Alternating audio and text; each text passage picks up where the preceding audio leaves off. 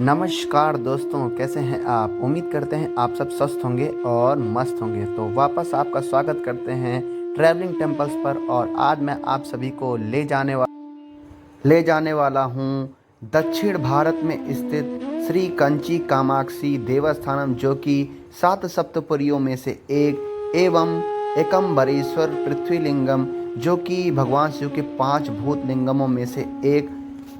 और एवं जो है आप सभी को मैं लेके चलूँगा अरुणाचलेश्वर, जम्बुकेश्वर, श्री कालहस्ती और चिदम्बरम के मंदिरों के दर्शन के लिए, जो कि भगवान शिव के 5 भूत लिंगमों में से एक माने जाते हैं। इनका स्थान 12 ज्योतिर्लिंग के समान के रूप में माना जाता है और भगवान शिव के सबसे प्रमुख दक्षिण भारत के मंदिरों में से एक ये माने जाते हैं। बाकी इस यात्रा में मैं आप सभी को बताने की कोशिश करूंगा कि आप सब एक साथ कैसे भगवान शिव के 5 भूत लिंगम की यात्रा कर सकते हैं। एवं अंतिम में मैं आप सभी को बताने की कोशिश करूंगा कि इस यात्रा में आप कहाँ कैसे जाएं, कैसे करें और कितना रुपए खर्चा होता है। सब कुछ मैं आप सभी को इस वीडियो के अंत तक बताने की कोशिश करूंगा।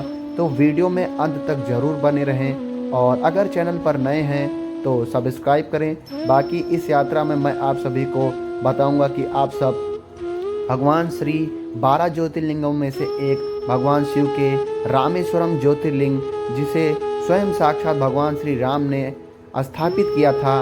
और उसके बाद मैं आप सभी को बताने की कोशिश करूंगा कि भगवान विष्णु के सबसे बड़े एवं सबसे बड़ा कॉरिडोर इस पूरे भारत का श्रीरंगम, जो कि श्री रंगानाथ स्वामी के दर्शन आप कैसे कर सकते हैं। और लास्ट में मैं आप सभी को बताने की कोशिश करूंगा कि भगवान शिव के दूसरे स्थान पर स्थापित श्री भगवान श्री मल्लिकार्जुन ज्योतिर्लिंग के दर्शन आप कैसे कर सकते हैं। तो इस वीडियो में अंत तक ज़रूर बने रहिए।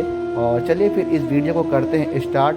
बड़ों को प्रणाम करते हैं और आप सभी के आशीर्वाद से ले चलते हैं आप सभी को भगवान शिव के 5 भूत लिंगमों की यात्रा पर। हर हर महादेव।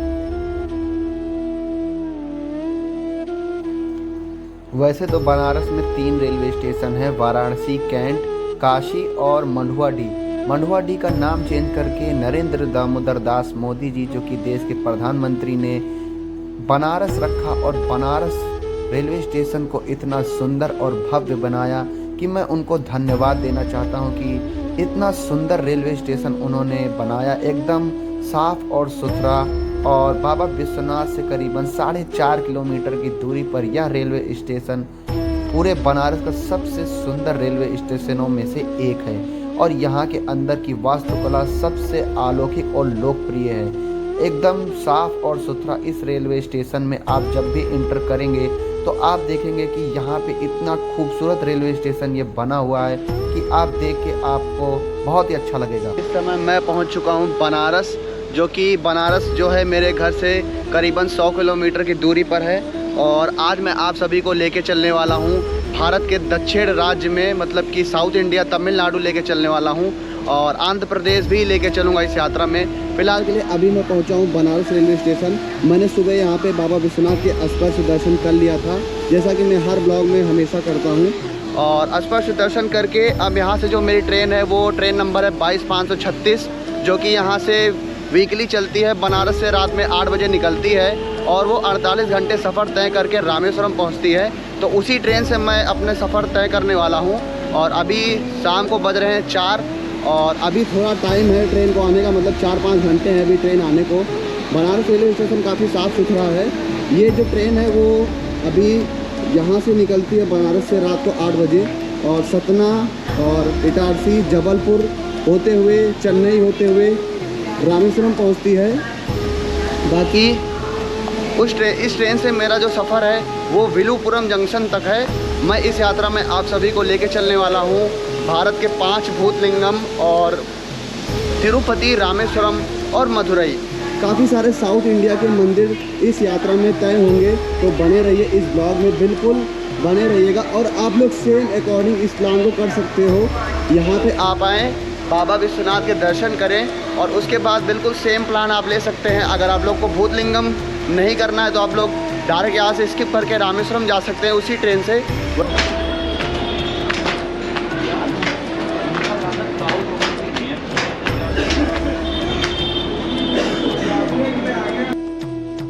बनारस रेलवे स्टेशन पे आप एसी प्रीपेड वेटिंग रूम में बैठ सकते हैं 20 रुपये प्रति घंटे के हिसाब से, जहाँ पे आपको हर एक चीज़ की फैसिलिटी मिल जाती है। तो यहाँ पे पूरा वातानुकूलित वेटिंग रूम है ये।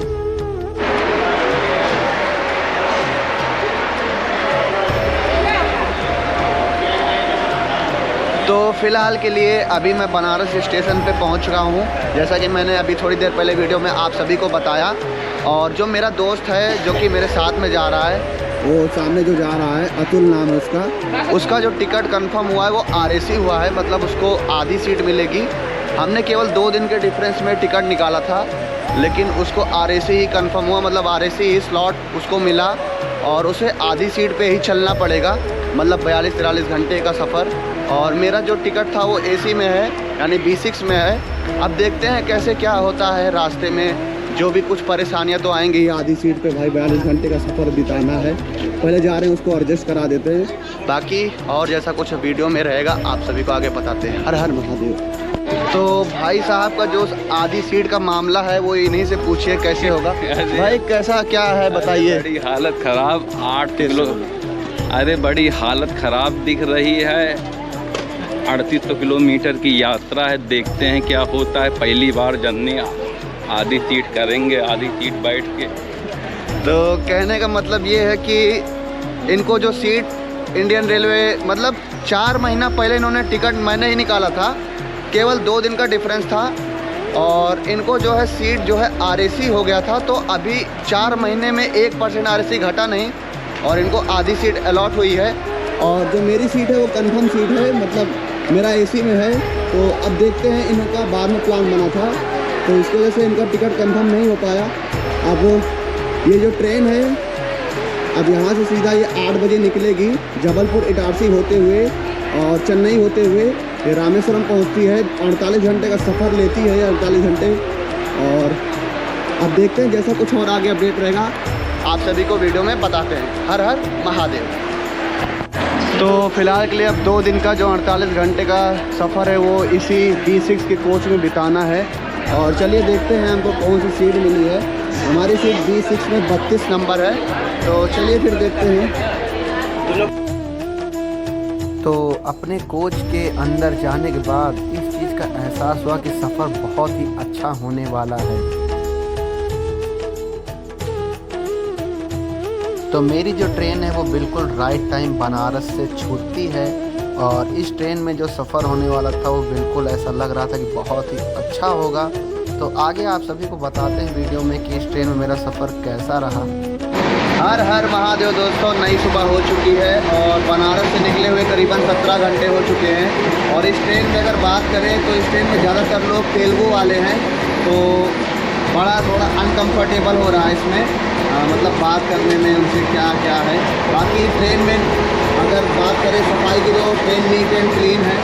और अभी हम यहाँ जो है सुबह 2 घंटे ट्रेन लेट चल रही है और अभी हम पहुँचे इटारसी, और इसका जो अगला स्टॉप है वो आने वाला है जो है नागपुर, जो कि 2 बजे दिखा रहा है। चलते अपने सीट पे। और इस ट्रेन में ज़्यादातर लोग तेलुगु सफ़र कर रहे हैं, तो अभी ऐसा है कि क्या है देखिए कैसा है ट्रेन भाई। ये लोग बैठे हुए हैं। तो बड़ी प्रॉब्लम ये है कि इस ट्रेन में, पूरी ट्रेन की अगर बात करें तो पूरी ट्रेन तेलुगु से भरी हुई है। हर जगह आपको इडली सांभर दिख जाएगा। और इस ट्रेन में ज़्यादातर लोग सफ़र यही लोग करते हैं, ज़्यादातर सफ़र भैया इस ट्रेन में 22,536 ट्रेन नंबर में ज़्यादातर जो लोग हैं ना वो तेलुगु वाले सफ़र करते हैं। तो थोड़ा ध्यान दीजिएगा अपने हिसाब से। ये भाई इसी AC कोच असिस्टेंट हैं, तो ये बता रहे हैं रात भर सोते नहीं है, सब क्या करते हैं, यहाँ से वहाँ, यहाँ से वहाँ। सब यहाँ बर्तन धोने लगेंगे, यहाँ इनका बस चले तो नहाने लगे, यहाँ पे सब हाथ धोने की जगह पे। मतलब इनके कहने का मतलब है कि यहाँ पे बर्तन धुलने लगते हैं ये लोग। यहीं पे बोले तो कह रहे हैं अगर यहाँ बस चले तो नहा लें। तो यही है फिलहाल के लिए, बाकी तो आगे धीरे धीरे अपडेट आप सभी को देते हैं। चलिए चलते हैं, आपको दिखाते हैं मेरी सीट कौन सी है।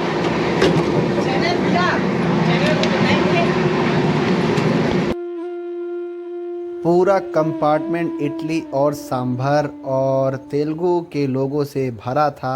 वैसे तो साउथ इंडियन वाले जो होते हैं वो बहुत ही रिस्पेक्टेड होते हैं। अगर आप इनसे प्यार से बात करें तो आपका जो सफ़र है वो बहुत ही अच्छा बीतता है। फ़िलहाल के लिए इन लोग की भाषा आपको समझ में नहीं आती है, लेकिन अगर आप बताते हैं कि अगर आप मंदिर से ज़्यादा सनातनी हैं या आप मंदिर की यात्रा करते हैं तो ये आपका पूरा सहयोग करते हैं। भले भाषा आपको ना समझ में आए, लेकिन आपको नाश्ता पानी मिलता रहता है। कैसा लग रहा है? अच्छा है। How was your feeling? Nice. Nice. हाँ, किसका हम क्या अच्छा है? क्या अच्छा बोला है किसका? हर हर महादेव बोलो, हर हर महादेव। लगभग करीबन जो है 32 घंटे का सफ़र तय करके मेरी जो यात्रा थी वो आधे से ज़्यादा पार हो चुकी थी और मैं चेन्नई पहुंचने वाला था। चेन्नई पहुंचने से पहले मुझे गर्मी का एहसास पहले ही होने लगा था। और अगर आप लोगों को भगवान शिव के 5 भूतलिंगम की यात्रा या तो फिर आपको जो है तिरुपति बालाजी के दर्शन करना हुआ या आपके यहाँ से डायरेक्ट ट्रेन रामेश्वरम की नहीं है तो आपको डायरेक्ट चेन्नई ही अपना बेस पॉइंट या बेस डेस्टिनेशन बनाना पड़ता है। चेन्नई से आप चाहे 5 भूतलिंगम की यात्रा को हो या रामेश्वरम आप जा सकते हो। Welcome to Chennai. तो फिलहाल के लिए मैं पहुंच चुका हूं चेन्नई के आउटर पे और करीबन जो ट्रेन है वो 1 घंटे डिले चल रही है अभी। और मुझे यहाँ से जाना है विलुपुरम जंक्शन, जो कि यहाँ से करीबन जो है 150 किलोमीटर की दूरी पर है। तो फाइनली मेरी जो ट्रेन है वो पहुंच चुके हैं चेन्नई एगमोर। और यहाँ से अगर आप लोगों को पहला भूतलिंगम या सप्तपुरी कांचीपुरम जाना है तो यहाँ से आप जो है डायरेक्ट उतर के आप बस से डायरेक्ट कांचीपुरम जा सकते हैं। तो सबसे पहले अगर आप लोगों को कांचीपुरम जाना है तो आप लोग जो है चेन्नई पहुँच सकते हैं। चेन्नई से आपके पास 2 ऑप्शन है। चेन्नई से कांचीपुरम की जो दूरी है वो मात्र 74 किलोमीटर है और यहाँ आपको 2 ऑप्शन रहते हैं आपको कांचीपुरम पहुँचने के लिए। पहला ऑप्शन ये है कि आप यहाँ से डायरेक्ट चेन्नई एगमोर से या चेन्नई बीच से डायरेक्ट लोकल ट्रेन लेके 34 से 35 रुपये देकर आप डायरेक्ट कांचीपुरम पहुँच जाएं। अगर आपको डायरेक्ट ट्रेन नहीं मिलती है कांचीपुरम की, वैसे तो सुबह से लेके शाम तक ट्रेनें चलती हैं कांचीपुरम के लिए, लेकिन आपको अगर ट्रेन नहीं मिलती है तो आप चेन्नई एगमोर से बाहर जाएंगे तो चेन्नई CBS बस स्टैंड से आपको डायरेक्ट कांचीपुरम की बस मिल जाती है और आप आराम से जो है कांचीपुरम पहुंच जाते हैं। वैसे तो ये जो मेरी ट्रेन थी ये मुझे डायरेक्ट विलुपुरम ले जा रही थी और सबसे पहला जो मेरा डेस्टिनेशन होने वाला था वो अरुणाचलेश्वर। तो लगभग 43 घंटे का सफ़र तय करके मैं इस समय पहुंच चुका हूं चेन्नई एगमोर। और इस ट्रेन को अभी मुझे छोड़ना नहीं है क्योंकि ये जो मेरी ट्रेन की बुकिंग थी वो विलुपुरम जंक्शन तक थी और विलुपुरम जंक्शन जो है वो यहाँ से करीबन 150 किलोमीटर है। और सबसे पहला जो मेरा डेस्टिनेशन इस यात्रा का होने वाला है वो अरुणाचलेश्वर है, जो कि भगवान शिव के अगिन लिंगम को दर्शाता है। और सबसे पहले मैं इस अपने 5 भूतलिंगम की यात्रा में अरुणाचलेश्वर के दर्शन करूँगा। अरुणाचलेश्वर भूतलिंगम जो है वो त्रिवनमुल्लई में स्थित है। त्रिवनमुल्लई तक पहुंचने के लिए आपको जो है 2 विकल्प हैं। या तो आप चेन्नई से भी डायरेक्ट बस लेके त्रिवनमुल्लई पहुंच सकते हैं, या तो आप जो है अगर ट्रेन से डायरेक्ट पहुंचना चाहते हैं तो आप डायरेक्ट त्रिवनमुल्लई की ट्रेन भी ले सकते हैं। अगर डायरेक्ट त्रिवनमुल्लई की बस नहीं मिलती है या ट्रेन नहीं मिलती है तो आप विलुपुरम जंक्शन ट्रेन तक पहुँचे। विलुपुरम जंक्शन जो है वो सबसे नज़दीकी रेलवे स्टेशन है और सबसे बड़ा रेलवे स्टेशन है त्रिवनमुल्लई का, जहाँ से करीबन 60 किलोमीटर की दूरी पर भगवान शिव के 5 भूतलिंगम में से एक अगिन लिंगम श्री अरुणाचलेश्वर मंदिर। तो सफ़र तय करते करते मैं पहुंच चुका था चेंगलपट्टू जंक्शन। चेंगलपट्टू जंक्शन जो है वो सबसे नज़दीकी रेलवे स्टेशन है कांचीपुरम का, जो कि रास्ते में ही पड़ता है। अगर आप लोगों को डायरेक्ट ट्रेन जो है कांचीपुरम की नहीं मिलती है तो आप चेंगलपट्टू आ सकते हैं। और चेंगलपट्टू से अगर आपको विलुपुरम की भी ट्रेन नहीं मिलती तो आप चेंगलपट्टू जंक्शन उतर के आप जो है ट्रेन चेंज करके विलुपुरम पहुंच सकते हैं। तो मैं पहुंच चुका था दोपहर के 12 बजे श्री विलुपुरम जंक्शन और विलुपुरम जंक्शन के बगल में ही त्रिवनमुल्लई की ट्रेन लगी हुई थी, बस जल्दी से पहुंचना था ट्रेन। जैसे ही मैं विलुपुरम पहुंचा तुरंत मैंने अपनी ट्रेन छोड़ के दूसरी ट्रेन के लिए मैं बोर्ड करने के लिए दौड़ रहा था। और दूसरी ट्रेन जो थी वो खड़गपुर सुपरफास्ट एक्सप्रेस थी, जो कि त्रिवनमुल्लई जा रही थी विलुपुरम से, तो इसीलिए मैं जल्दी से ट्रेन पकड़ने की। तो मुझे विलुपुरम से तिरुवन्नमलई की जैसे ही मैं उतरा तुरंत 12:15 पे ट्रेन मिल चुकी है। Train number 22604 Kharagpur superfast express मुझे मिल चुकी थी और बहुत ही खुशी था कि तुरंत मुझे ट्रेन यहाँ विलुपुरम से डायरेक्ट तिरुवन्नमलई की मिल गई थी, जो कि यहाँ से करीबन 60 किलोमीटर तिरुवन्नमलई। वैसे तो विलुपुरम जंक्शन से आप तिरुवन्नमलई बस से भी डायरेक्ट जा सकते हैं, बट मुझे ट्रेन मिल चुकी थी और ट्रेन का जो रास्ता था वो करीबन 1 घंटे से भी कम का था, इसीलिए मैंने ट्रेन को प्रायोरिटी देते हुए विलुपुरम जंक्शन से डायरेक्ट तिरुवन्नमलई की ट्रेन मैंने बोर्ड की। तिरुवन्नमलई दक्षिण भारत का सबसे प्रमुख शहरों में से एक माना जाता है एवं यह पहाड़ों के मध्य में स्थित यहाँ पर भगवान श्री अरुणाचलेश्वर मंदिर के रूप में प्रचलित और प्रसिद्ध है। अरुणाचलेश्वर मंदिर भगवान शिव के अगिन रूप के रूप में जाना जाता है। भगवान श्री अरुणाचलेश्वर मंदिर तक पहुँचने के लिए आपको तिरुवन्नमलई पहुँचना पड़ता है। करीब 1 घंटे से भी कम समय में मैं पहुँच चुका था ट्रेन से सफ़र करके तिरुवन्नमलई रेलवे स्टेशन।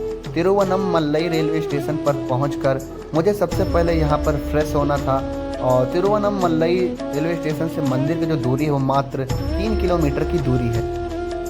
तो फिलहाल के लिए अभी बज रहे हैं 2 और मैं इस समय पहुंच चुका हूं तिरुवन्नमलई के वेटिंग रूम में और यहाँ पे मैंने अपना नहाना वगैरह सब कुछ कर लिया है और हमारे साथ में अतुल भाई भी पूरा एकदम तैयार हो चुके हैं। और अगर बात करें यहाँ की बाथरूम की तो काफ़ी नीट एंड क्लीन है। आप यहाँ पे आके आराम से जो है नहा सकते हैं, पूरा बढ़िया है, ठीक है। मतलब बाकी अब मैं यहाँ से नहा लिया हूँ। अब यहाँ से सीधा निकलेंगे मंदिर के तरफ और मंदिर देखते हैं कितनी दूर है, बाहर चलते हैं मैं रेलवे स्टेशन के और जैसा कुछ अपडेट रहेगा आगे आप सभी को बताते हैं। हर हर महादेव। तो ये है तिरुवन्नमलई रेलवे स्टेशन, जो कि मैंने वहाँ पे विलुपुरम से ट्रेन बदल के मैं तिरुवन्नमलई पहुँच चुका था करीबन 1:30 बजे। और रेलवे स्टेशन की बात करें तो ठीक है, बहुत अच्छा तो नहीं कह सकते लेकिन ठीक ही बना है। और अब हम यहाँ से सीधा निकल रहे हैं मंदिर की तरफ। देखते हैं यहाँ से कितना दूर है मंदिर और जैसा कुछ आगे अपडेट रहेगा आप सभी को वीडियो में पता चलेगा। तो बने रहिए तब तक के लिए और ले चलते हैं आप सभी को आगे लिंगम यानी कि अरुणाचलेश्वर। तो फिलहाल के लिए अभी मैं बाहर आ चुका हूँ तिरुवन्नमलई रेलवे स्टेशन के बाहर और देखते हैं यहाँ से मंदिर कितना दूर है और बताते हैं आप सभी को कि कितना रुपए लगता है यहाँ से रिक्शा का। तो चलिए फिर, अभी तो रिक्शा एक भी बाहर दिख नहीं रहा, चलिए थोड़ा बाहर चलते हैं।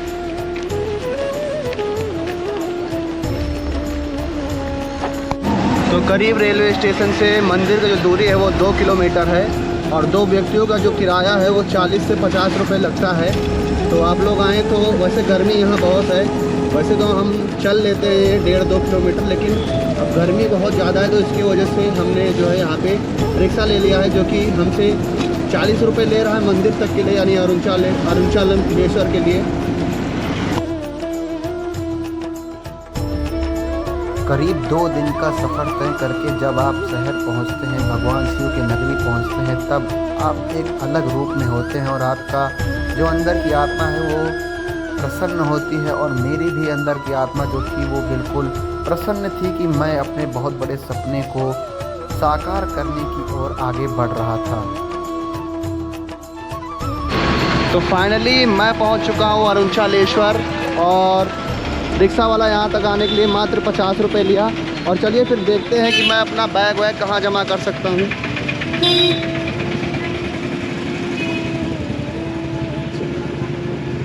जी हाँ, करीब 3 साल का सपना मेरे सामने था। करीब 3 साल से मैं यह सपना देख रहा था कि मैं कब भगवान श्री अरुणाचलेश्वर के दर्शन करूं और वह पल जब मेरे सामने था तो मैं उस पल को जी रहा था और ऐसा लग रहा था कि इससे बड़ी खुशी मुझे आज तक कभी नहीं हुई है। मैंने अपने जीवन में बहुत सारे मंदिरों के दर्शन किया, लेकिन 2023 का मेरा सबसे बड़ा मंदिर आपके सामने। श्री अरुणाचलेश्वर को भगवान शिव के अगिन लिंग के रूप में पूजा की जाती है। शिव पुराण के अनुसार भगवान विष्णु और ब्रह्मा को अपनी शक्ति का परिचय करवाने के लिए इस स्थान पर भगवान शिव ने अपनी अखंड ज्योति स्थापित की थी। यह कथा कुछ इस प्रकार है कि एक बार भगवान श्री विष्णु और ब्रह्मा में अपनी श्रेष्ठता को लेकर विवाद उठ गया। भगवान शिव के पास पहुंचे और उनसे इस तत्व की पुष्टि चाही। शिव ने उनकी परीक्षा लेने का निर्णय लिया और उन्होंने इस स्थान पर अखंड ज्योति स्थापित करके इन दोनों के समक्ष यह शर्त रखी कि जो भी पहले मेरी आदि और अंत खोज लेगा वही अधिक सबसे सर्वश्रेष्ठ होगा। भगवान विष्णु तो जानते थे कि भगवान शिव की यह जो लीला है वो अपरंपार है और इसका आदि और अंत ढूंढना मुश्किल है, लेकिन ब्रह्मा जी जो है वो चालाक थे। उन्होंने अंत में ब्रह्मा जी को एक तरकीब आई और उन्होंने पुष्प से प्रार्थना की कि वह प्रभु शिव से झूठ बोले कि ब्रह्मा ने उनका आदि अर्थात शीश देख लिया है। झूठ सुनकर शिव क्रोधित हुए और उन्होंने स्वर्ग से धरती तक अग्नि स्थापन कर दिया। इस स्तंभ की भीषण गर्मी से स्वर्ग और धरती पर निवास करने वाले सभी प्राणी घबरा गए। इंद्र, यम, अग्नि, कुबेर और आठों दिशाओं के पालक प्रभु शिव के चरणों में गिर पड़े और उससे अपना क्रोध शांत करने की प्रार्थना की। शिव उनके निवेदन से पिघल गए और स्वयं को अखंड ज्योति के रूप में इस ज्योतिर्लिंग अरुणाचलेश्वर में स्थापित हुए। भगवान श्री अरुणाचलेश्वर जो है वो पूरे भगवान शिव के 5 भूत लिंगों में से सबसे सर्वश्रेष्ठ ज्योतिर्लिंग और एवं लिंगम माना जाता है। भगवान शिव की पूजा भूतनाथ के रूप में भी की जाती है। भगवान शिव को समर्पित 5 मंदिरों की स्थापना दक्षिण भारत के 5 शहरों में की गई है। यह शिव मंदिर भारत भर में स्थापित 12 ज्योतिर्लिंग के समान ही पूजनीय हैं। इन्हें संयुक्त रूप से 5 महाभूत स्थल कहा जाता है। तमिलनाडु के तिरुवन्नमलई में अन्नमलई की पहाड़ी स्थित श्री अरुणाचलेश्वर मंदिर को इन्हीं भूत स्थलों में से एक है, जहां अग्नि रूप में भगवान शिव की पूजा होती है और यहां स्थापित शिवलिंग को अग्नि लिंगम भी कहा जाता है। भगवान श्री अरुणाचलेश्वर मंदिर तक पहुंचने के लिए आपको सबसे नज़दीक रेलवे स्टेशन तिरुवन्नमलई आना पड़ता है। अगर तिरुवन्नमलई की ट्रेन या बस आपको नहीं मिलती है तो आप विलुपुरम पहुंच के डायरेक्ट आप अरुणाचलेश्वर पहुंच सकते हैं। श्री अरुणाचलेश्वर मंदिर विश्व भर में भगवान शिव का सबसे बड़ा मंदिर है। लगभग 24 एकड़ के क्षेत्रफल में अपने विस्तार के कारण यह भारत का 8वां सबसे बड़ा मंदिर माना जाता है। मंदिर के निर्माण के लिए ग्रेनाइट एवं अन्य कीमती पत्थरों का उपयोग किया गया है।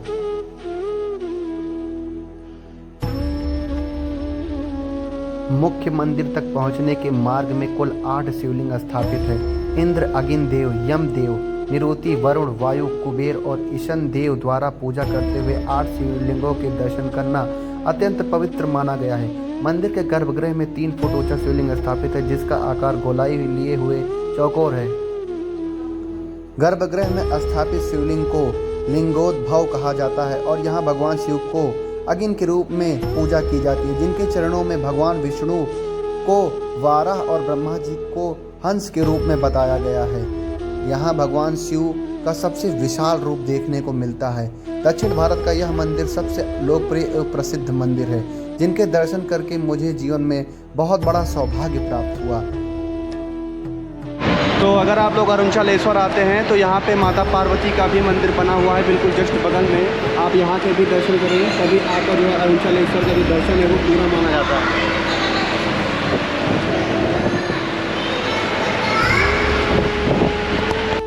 तो पीछे आप मेरे देख पा रहे हैं अरुणाचलेश्वर और इसके दर्शन बहुत ही अच्छी तरीके से प्राप्त हुए। और अब मैं यहाँ से सीधा निकल रहा हूँ चिदम्बरम के लिए। चिदम्बरम जो है वो करीबन यहाँ से 170 किलोमीटर दूरी पर है और देखते हैं मुझे वहाँ तक क्या मिलता है। फिलहाल के लिए अभी मैं अरुणाचलेश्वर मंदिर के गेट के सामने हूँ और यहाँ से रिक्शा लेके पहले बस स्टैंड जाएंगे और उसके बाद जैसा कुछ और अपडेट रहेगा आगे आप सभी को वीडियो में बताएंगे। बहुत ही अच्छी तरीके से दर्शन प्राप्त हुआ यहाँ भगवान अग्नि लिंगम के। और अब यहाँ से सीधा इस रोड पे सीधा आएंगे बाहर और यहाँ से रिक्शा लेके सीधा निकलेंगे। बाकी जैसा कुछ और अपडेट रहेगा आगे आप सभी को बताएंगे। हर हर महादेव। मिलते हैं आपसे सीधा अगले वीडियो में और आप सभी को दर्शन कराते हैं भगवान शिव के नटराज स्वरूप चिदम्बरम मंदिर का, जो कि दक्षिण भारत का एक और भूत स्थल है। और यहाँ के दर्शन मैं आप सभी को नेक्स्ट वीडियो में कराऊंगा। पूरे भारत में भगवान शिव के नटराज स्वरूप का एक ही मंदिर है जो कि चिदम्बरम में है। तो अगले वीडियो में मैं आप सभी को बताऊंगा कि आप सब चिदम्बरम के दर्शन कैसे कर सकते हैं। तब तक के लिए मस्त रहें, स्वस्थ रहें। बाबा विश्वनाथ की कृपा आप सभी के ऊपर सदैव बनी रहे। हर हर महादेव।